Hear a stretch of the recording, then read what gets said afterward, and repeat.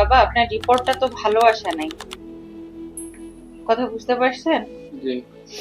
রিপোর্টটা ভালো আসে নাই। এটা ইনফেকশন আছে। যে পরিমাণ বীর্য আপনি দিচ্ছেন ওখানে ইনফেকশন আছে। এখন কি কারণে আপনার এই যে স্পারমাটোজোয়া যেখানে হচ্ছে মিলিয়ন মিলিয়ন থাকার কথা, মোর দেন অন্তত 20-30 মিলিয়ন থাকলেও ভালো, সেখানে হচ্ছে 0 মিলিয়ন। কথা বুঝছেন? আমি একটা জিনিস বুঝাই, কোথাও হচ্ছে ময়লা পানি জমে থাকলে সেখানে হচ্ছে অনেক কীড়া জন্মে না?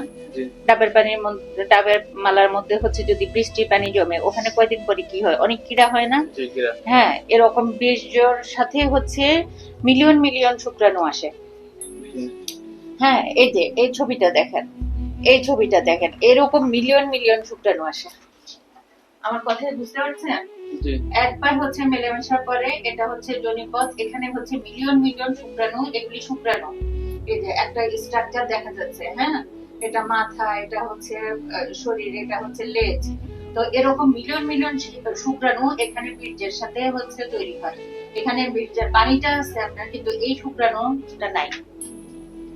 এখন এটা হইতে পারে 2-3টা কারণে হইতে পারে।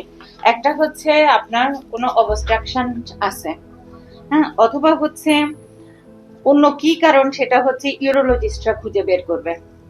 হ্যাঁ, ইউরোলজিস্ট দেখাইতে হবে। আপনি শুক্রবারে আমাদের যে ইউরোলজিস্ট আছে উনি ভালো, ওনার সাথে দেখা করেন। শুক্রবারে, হ্যাঁ, শুক্রবারে আসবে, শুক্রবারে স্যারের সাথে দেখা করেন, দেখেন উনি কি বলে। আরো পরীক্ষা নিরীক্ষা আছে, এগুলোর অন্যত্র ভালো ব্যবস্থা আছে, উনি আপনাকে হচ্ছে গাইডলাইন দিবে বাকিটা।